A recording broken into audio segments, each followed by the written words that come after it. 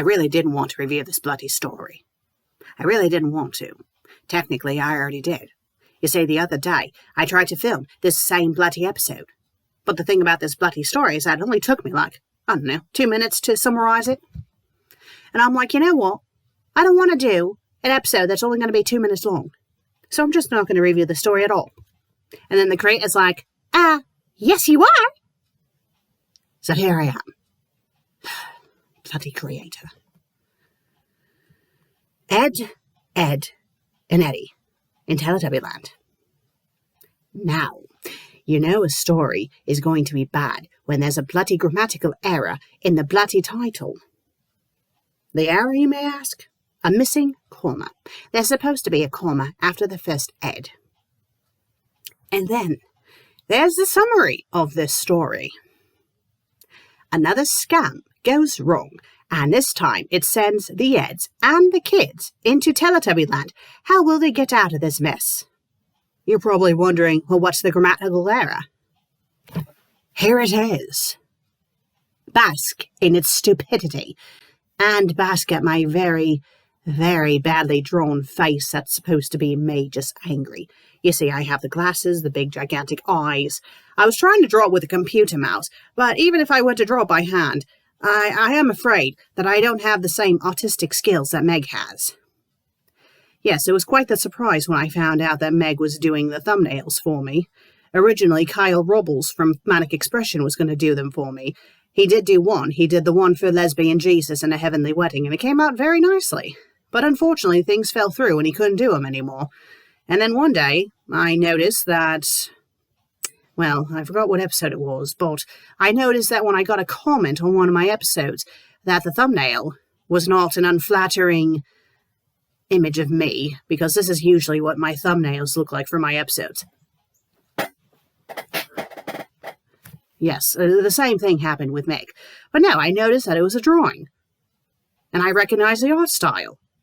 And then, I confronted Meg. I said, are you making the thumbnails for my episode? And she's like, yes. And then I gave her a big hug.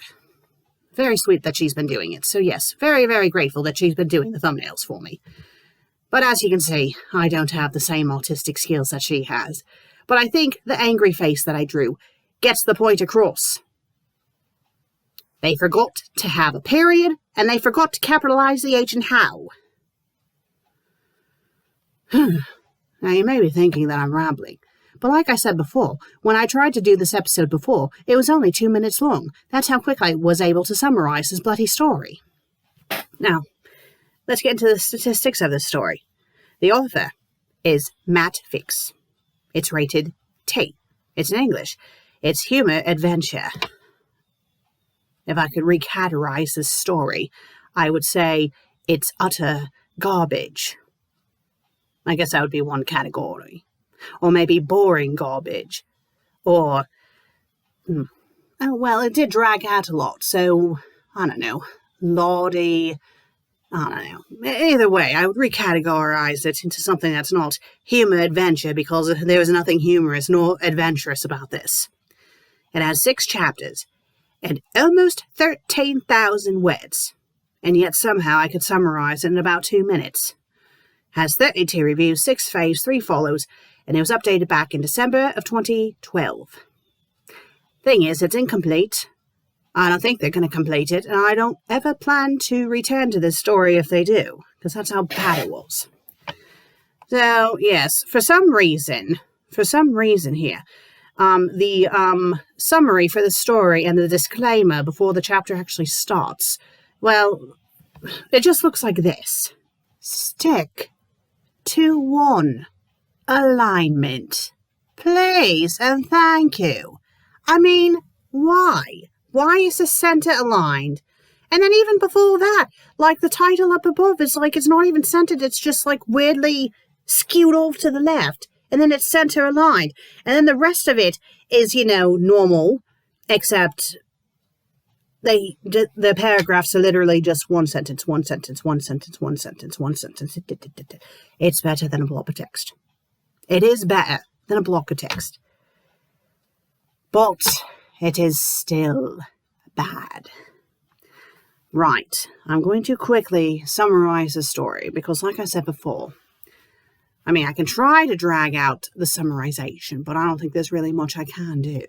Because, like I said before, when I tried to do this bloody episode earlier in the week, I did like a 2-minute summary. That's how boring it was. So, let's just start. So, the first chapter, pretty much, it opens up with the Eds. And Ed, the smart one, I'm assuming, he makes this dimensional portal. And the thing is, they made this dimensional portal so they can make money from the neighborhood kids.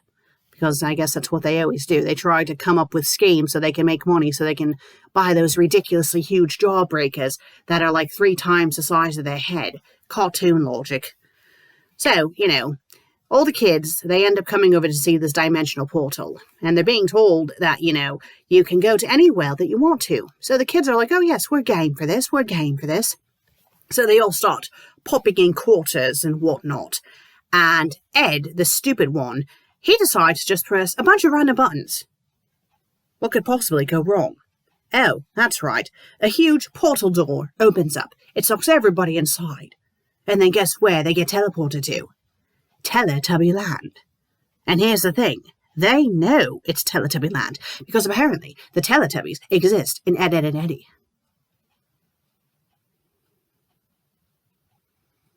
Right. So they're all talking about them being in Teletubby Land. And then all of a sudden, this microphone comes out of the ground, and it announces that the Teletubbies are on their way. So that was the first chapter. Second chapter opens up with them freaking out about the Teletubbies showing up. And then the Teletubbies show up. And then it starts playing the Teletubby song, and this goes on for a bit. And then the windmill starts blowing. I guess there's like this random windmill. The Teletubbies are like, oh no, and they all run away. And then the microphone comes up, and it's like, okay, where are the Teletubbies? Where'd they run off to? I don't know if that actually happens in the show, because I never watched Teletubbies. Why would I watch Teletubbies? The only thing I remember about Teletubbies is that there was a creepy baby that was the sun, and that was it. And that was it. So, the kids are all trying to figure out what they're going to do, and they break up into groups. So you have the first group. They call themselves the Urban Rangers, and they decide to go off and explore. And then Eddy and Kevin, which Eddy, I think, is the leader of the Eds, I think. I think he is. Is it Eddy? Yes, Eddy? Yes, Eddy. So he and Kevin go off to try to find a way out of Teletubby Land because the smart Ed, he's trying to say, well, I guess the smart Ed is Double D. He's trying to say, oh, well, there's no way we can get back because the portal's broken, so we're going to have to live here. So, Eddy and Kevin are like, oh, hell no, we're not living here. So they decide to go run off and see if they could, find a way out. So the rest of the kids decide to go and look for the Teletubby Cavern? Teletubby? What was it called? Hold on. I don't watch Teletubby, so I guess it was like the Teletubby Cave or something. And they decided to go to this cave because the Teletubbies have a toaster and they have custard because all they eat is custard and toast. Very bland, and you can't live off of that. I guess Teletubbies can, but they can't. So anyway, it goes back to, the Urban Rangers, and they find a crystal. Well, it doesn't say at the end of this chapter that they find a crystal. It actually says it in the beginning of the next chapter, because this chapter just ends oh so bloody abruptly. But they find something at the end of this chapter, and then the next chapter opens up with it being a crystal. So in the next chapter, the Urban Rangers are like, okay, there might be more of these crystals, and maybe we can use these crystals to find a way out of Teletubby Land. So we should see if we can find the other crystals. So they go off and do that. Meanwhile, with Kevin and Ed, or Eddy, I should say, they're just, I guess they've been wandering about for 3 hours, and they're very, very hungry, and they're thinking that they should probably go and find the others and go to the Teletubby cave so they can get some food. And, they're dreading about running into one of the Teletubbies, especially the purple one, because, oh no, the purple one. And, lo and behold, that's who they run into. So the purple Teletubby helps them go back to the cave. So meanwhile in the cave, the kids try the toast, and the toast is very, very disgusting. And then they have the custard, and the custard's okay. It's not good, but it's okay. It's tolerable. And, they're like, oh no, we need to try to see if we can find a way out of here. And I think some of the other Teletubbies show up on it now. So the urban rangers, meanwhile, they are all collapsing in the middle of the field. They can't find any more crystals, and they're all collapsing because they're super hungry. And a couple of the Teletubbies come across the kids, and they bring them all back to the Teletubby cave. So that's like practically what happens in Oh, well, okay. I guess Kevin and Eddie being found by Tinky Winky was actually at the end of Chapter 3, and then they get helped brought back to the cave in Chapter 4. But whatever. Who cares? Who cares? Let's just get on with it. So, Chapter 4, I think I pretty much just summarized Chapter 3 and Chapter 4 in one. That's what it looks like I did. I'm scanning through it to see if I missed anything. No, I don't think I did. Now, okay, so I guess I could say that Chapter 4 ends with all the kids. They're all now reunited, and they all decide to go to bed. They all decide to go to sleep. Okay, so the fifth chapter, it pretty much consists of all the children having dreams. Most of the kids have nightmares about the Teletubbies, but a few of the children have this girl who is telling them where the location of the other crystals are. Like, she tells each kid two crystal locations, and then she tells each kid that you can't trust the Teletubbies because the Teletubbies are bad and that they have bad intentions for their world. Oh no. And then the sixth chapter, this chapter 5 does go down for a bit. I'm just, scrolling, making sure I didn't miss anything. So Chapter 6 was really pointless. It's all about them talking about the weird dreams that they have. And then they're like, we need to, take this girl's advice and try to find the other crystals. So they decide where they're going to start off first. So they decide to go into the area of the jungle that I guess is south of where they're located. And that's pretty much how the chapter ends, and that's practically how the story ends. It was really, really stupid. I'm just curious, how long did it... Okay, well, this episode's already 14 minutes long. Actually, it's going to be shorter than that, because this is counting in me doing the screen caps and whatnot. I mean, better than 2 minutes. So I guess I can ramble a bit about the overall layout and whatnot of this story. So most of the story is in, left aligned. However, at the very end, the author, like every single time it says end of chapter, the author's note is once again center aligned. No, stop doing that. Don't have it be center aligned. That's just bloody stupid. It's like, I don't know. There's not too many typos aside from that. I mean, a few scattered here and about. I think like there are a couple of actual paragraphs, but most of the paragraphs are just one-liners and that's it. The problem with this story, one of the major problems, is that it just drags. It just drags. Like, there's some stories that have the problem of, doing a lot of summarizations and whatnot, but no, this story did the complete opposite. And a lot of the stuff that they put in was just bloody filler. And it was just, I don't know, it was hard to read. Like, I initially, when I tried to do the first run-through of this episode, I tried taking notes and stuff of things that happened in the story, and it just got to a point where I just gave up because I just couldn't. And, let's see if this author, have they done other fan fiction? Let's see. They updated their profile on June 8th. So they joined back in 2010. They're currently 28. So they were probably young. Oh yes, they were definitely young when they did this story, because I was back in 2012. And it's 2020. Okay, so they were 18. Okay, yes, they were 18. So, all of one of these things where they have a huge profile talking about stuff, blah, blah, blah. So for stories, they have written 14 altogether.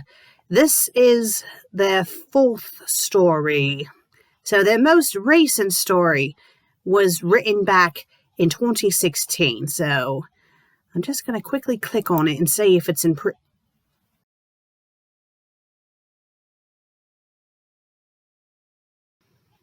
It's only the author's note, and at least it's not center aligned.